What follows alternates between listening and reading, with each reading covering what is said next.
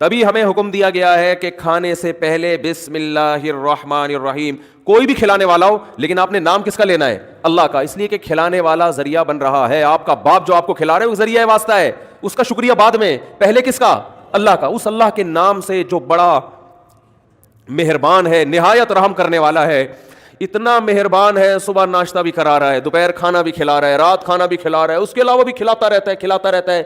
بل یداہ مبسوطتان, اللہ فرماتے ہیں میں نے اپنے دونوں ہاتھ کھول دیے, دونوں ہاتھوں سے لٹا رہا ہوں میں.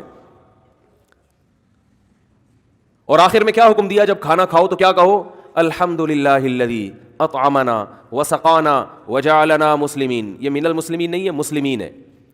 تمام تعریفیں اس اللہ کے لیے ہیں جس نے ہمیں کھلایا, جس نے ہمیں پلایا اور ہمیں مسلم یعنی فرما بردار بنایا. کیا مطلب؟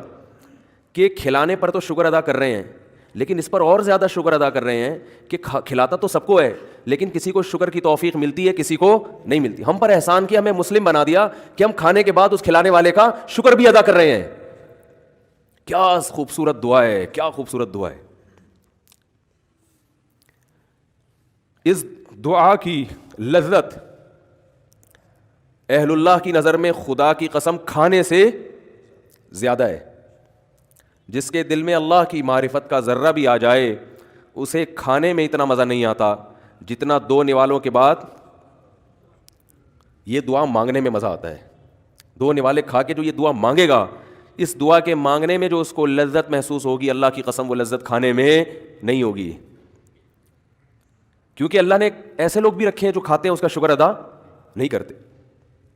آج بچوں کو نہ کھانے کی دعا آتی ہے, نہ پہننے کی دعا آتی ہے, نہ اور سونے کی دعا, نہ اٹھنے کی دعا. ویڈیو گیم دیکھتے ہوئے سوتے ہیں, فلم دیکھتے دیکھتے سو جاتے ہیں, لڑکیوں سے فون پہ باتیں کرتے کرتے سو جاتے ہیں. تو کسی غیر مسلم کے پاس یہ دعا بولو نہیں ہے. کبھی دیکھا ہندو کو کھانے کے بعد دعا مانگتے ہوئے؟ کبھی دیکھا عیسائی کو؟ کبھی دیکھا یہودی کو ایسے خوبصورت الفاظ کے ساتھ دعا مانگے وہ؟